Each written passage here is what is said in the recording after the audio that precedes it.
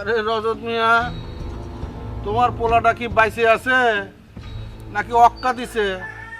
আমার পোলা যদি অক্কা পাইতো রে মানিক, তাহলে মনের সুখে বুড়ি নিয়ে তুই এখানে বসে থাকতে পারতি না। তোর নারী বুড়ি সব মাটিতে লুটাপুটি করতো।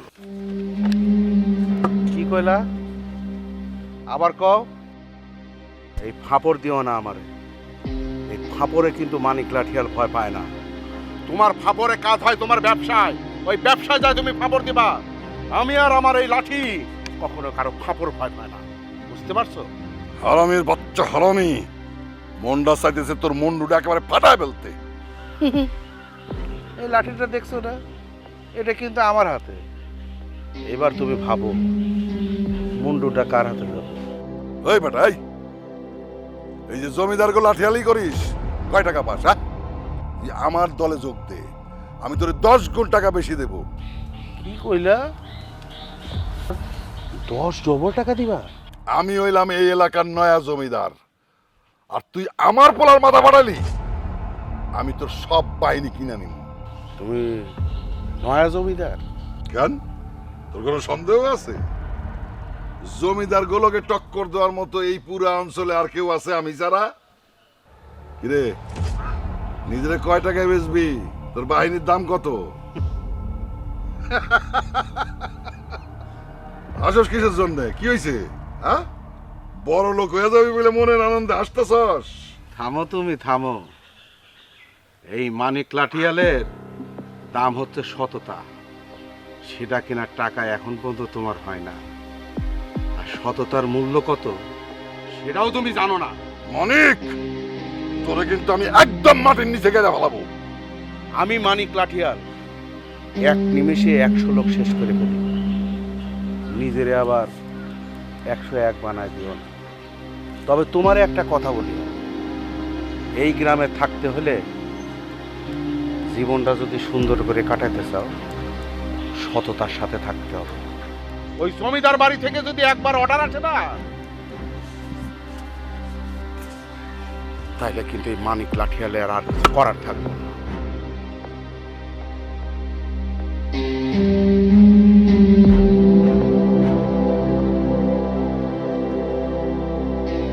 কে কারে সিধা বানায় সেটা সময়কালেই টের পাবি রে মানিক।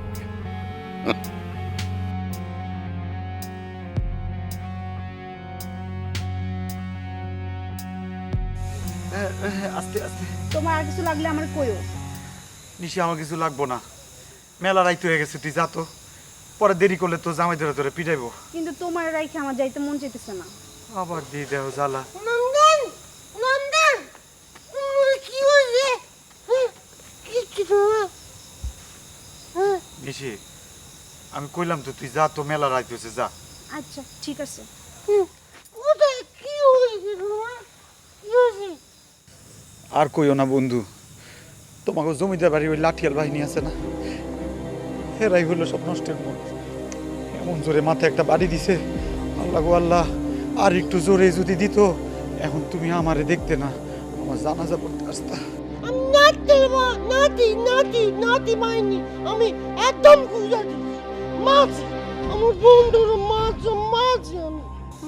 দিদি কোথায় নাচি তোমার? হ্যাঁ, বন্ধু ধরো না, ধরো না। কেন? তোমাকে ওই লাঠিয়াল বাহিনী আমারে খালি মাইরা ফেলানটাই বাকি রাখছিল, এমন এমন মারছে পুরো গিরা গিরা। আরে এমন নাচতে দিমু দেখি, তুমি কিচ্ছু হবে না, তুমি একদম ভালো হয়ে যাবা।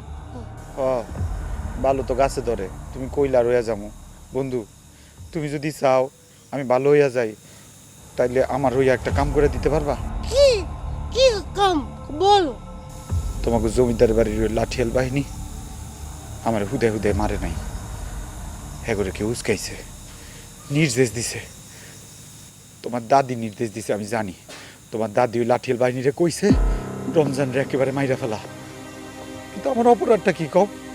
তুমি গিয়া তোমার দাদিরে সরাসরি জিজ্ঞেস করবা রমজানরে কেন মারার লাগা হুকুম দিছে, পারবা না? পারো, দাদি একটা দুধ তো একটা পচা। তোমার এই পচা দাদিটাই ইয়া কামটা করছে। এখন তুমি পারো আমারে বাঁচাইতে বন্ধু, তুমি না আমার বন্ধু, তুমি আমার রক্ষা করো, করবা? ঠিক আছে, একমাত্র তুমি আমার এখন রক্ষা করতে পারো, আমার বাঁচাইতে পারো বন্ধু। আমি দাদিকে বলবো তুমি আমার বন্ধু। তোমাকে আমি অনেক পছন্দ করি। আমি দেখো কি বল দাদিকে বলবো, দেখো।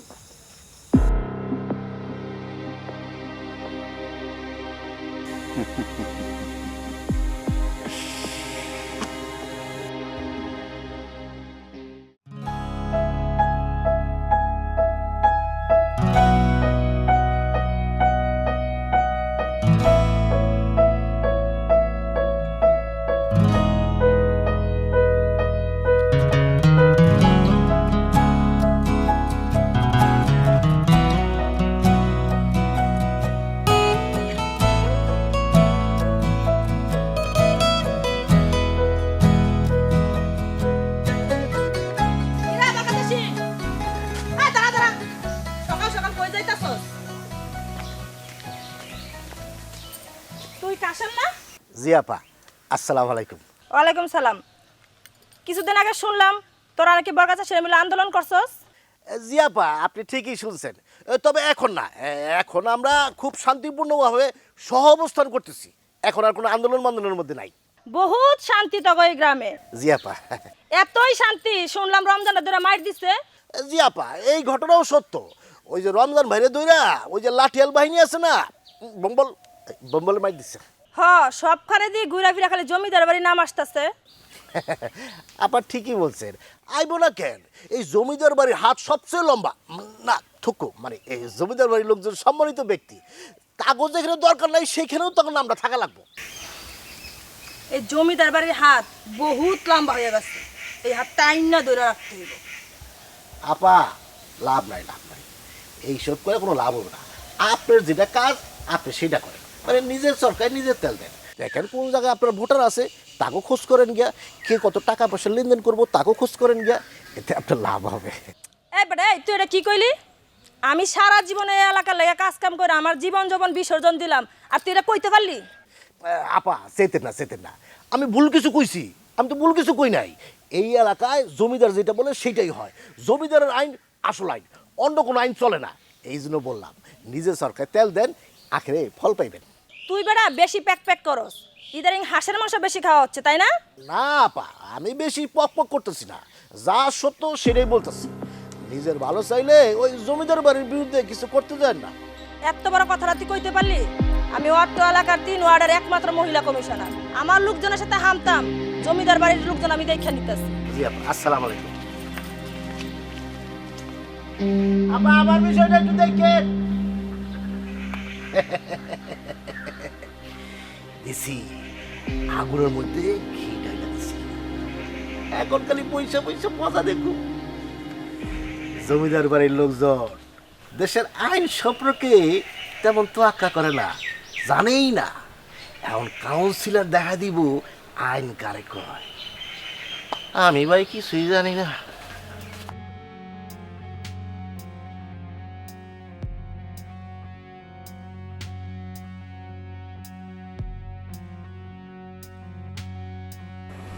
কেউ কি আছেন বাড়িতে? কেউ কি আছেন বাড়িতে?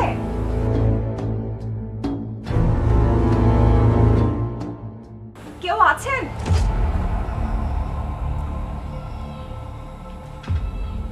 আসসালামু আলাইকুম। তোমার নাম জানো কি? চাচা, আমি মেঘ। ও, তুমি তো জমিদার বাড়ির সেই কাল্লা মাইয়াটা। তোমার এই গায়ের কালারের কারণে তোমার জন্ম পরিচয় নিয়ে গ্রামের মধ্যে প্রশ্ন উঠছে। তা তুমি আমার বাড়িতে পায়ের ধুলা দিলা কারণটা কি? চাচা, মানে আমি আসলে রমজানের সাথে। খামোশ! তোমার ওই নোংরা মুখে আমার রমজানের নাম মানবা না। তোমার কারণেই আমার রমজান আজকে মৃত্যুর মাঝখানে দাঁড়ায় আছে।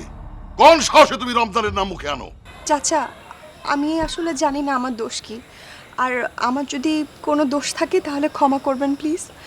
আমাকে শুধু একটিবারের জন্য রমজানের সাথে একটু দেখা করতে দেন। কি দেখতে আইছো? রমজান বাইসে আছে না মইরা গেছে সেটা দেখতে আইছো? চাচা ক্ষমা করবেন, আমাকে ভুল বুঝবেন না। কি বুঝাইতে আইছো? আমারে তুমি কি বুঝাইবা? হ্যাঁ, কি বুঝাইবা? তোমাকে জমিদার বাড়ির লাঠিয়াররা আমার পোলারে মেরে হইতে চাইছিল। চাচা সত্যি কথা বলতে লাঠিয়াল বাহিনী তো আর আমার না, কেন শুধু শুধু আমার উপর রাগ করছেন? আমি তো কোনো দোষ করিনি। দোষ করে নাই। এই তুমি আমার পোলা রমজানের লোকে প্রেম করো না? এই ঘটনা সারা গ্রামের ওইটা গেছে যে জমিদার বাড়ির কাল্লা মেয়ে আমার পোলার লোকে প্রেম করে, আমি নিজ চোখে দেখছি।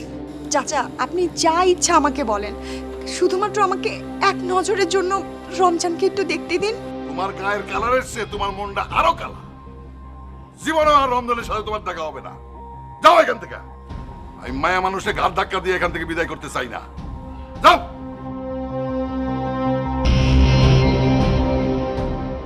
আমার হার কালা করলাম রে, আমার দেহ কালার লাইগারে, অন্তর কালা করলাম রে দুরন্ত কি রে বেটা নাপিত, তোর আবার এত দুঃখ কিসের?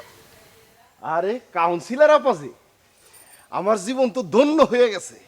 কাউন্সিলর আপার পায়ের ধুলা এই গরিব খানায় পড়ছে। বসেন আপা। আরে না না, বহন লাগবো না। বহনে লেগে তোর আমি কাউন্সিলর হই নাই। এই এলাকার যত ময়লা আবর্জনা আছে সব সাফ করতে আইছি। সাফ করে তারপরে আমি যাবো, বুঝছস? না না, মানে আপনি কি কইতেছেন আপা? আমি তো কিছুই বুঝতেছি না। না বুঝার তো কোনো কারণ নাই দীপক। এই এলাকায় একমাত্র মাথা ব্যথা ওই জমিদার বাড়ি, আর ওই জমিদারকে দূরত্ব ঠেকাইতেই আমার আগমন।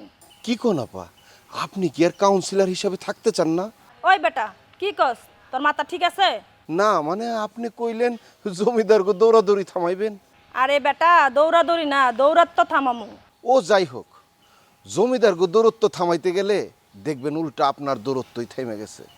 এলাকার কোনো খবর টবর রাখেন না আপা? আমাকে রমজান ভাই জমিদারকে পিছনে লাগছিল, আমাদের লাঠিয়াল বাহিনী ওর মাথাটা ফাটিয়ে দিছে। অল্পের লিগে জীবন নিয়ে বাইসা গেছে। ও বুঝছি, তুই তো জমিদার বাড়ির চামচা। তোর কথা সুর তো পুরাই জমিদার বাড়ির চামচার মতন মনে হইতাছে।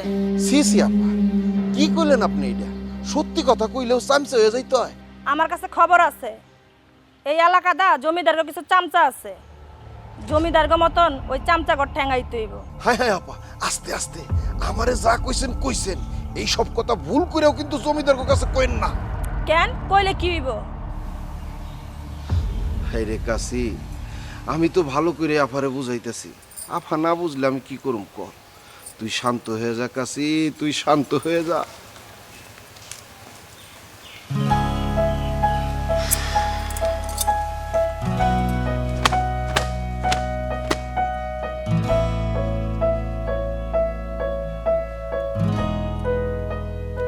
আমার হার কালা করলাম রে, আমার দেহ কালার লাইগারে।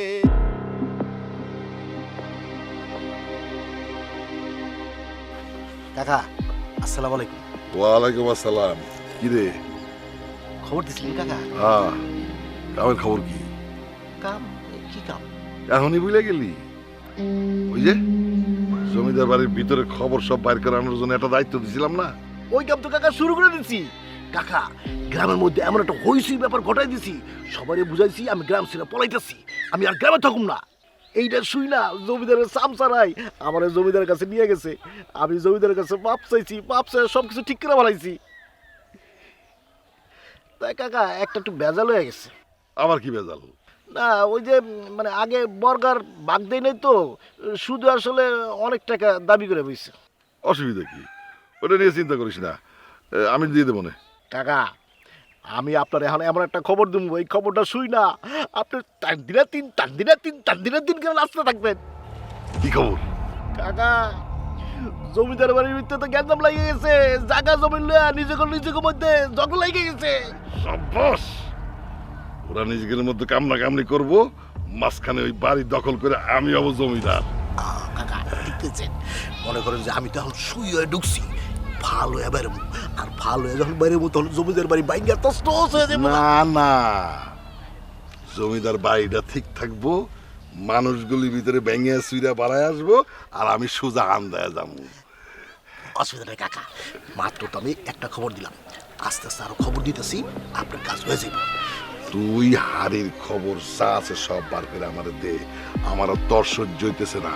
আমার ভিতরে জমিদার একটা ভাব এসে গেছে, ওই ভিতরে যায় সে ওই চেয়ার টিয়ারে না বসলে আমার একদম অসহ্য লাগতেছে, ভাল লাগতেছে না। আচ্ছা দিমু কাকা, দিমু কাকা। এবারে কাকা আর বেশি করে কথা বল ঠিক হবো না, কোন দিক থেকে কোনো স্পাই দিয়ে খেলায় বুঝেন না। তুই যা, তুই যা।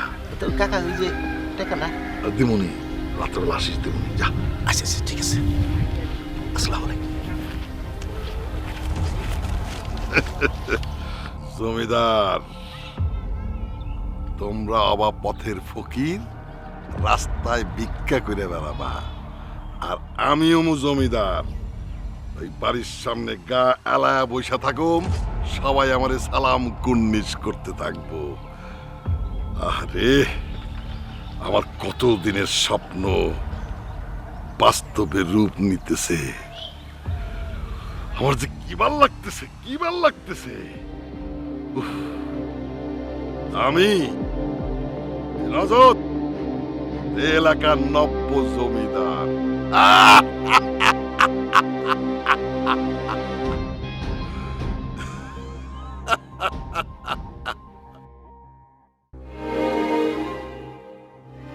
গায়ের রঙের কারণে একজন মানুষকে এত যন্ত্রণা পোহাতে হয়, এমনকি জন্ম পরিচয় নিয়েও সন্দেহ আসে। জীবনটা এত কঠিন কেন আমার জন্য? মানুষগুলো এমন করে কেন ভাবে? কি দোষ আসলে আমার?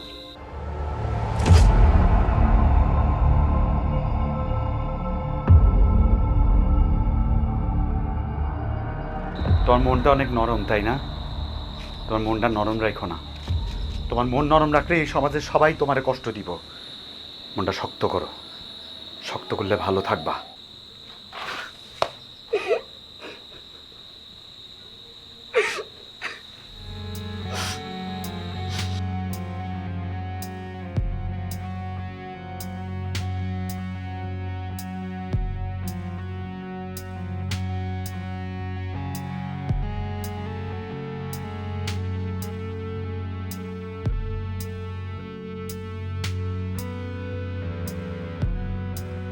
ও কাশিম ভাই, কাউন্সিলরের পরে দেখছো নাকি? হে কই জানি হারাই গেল।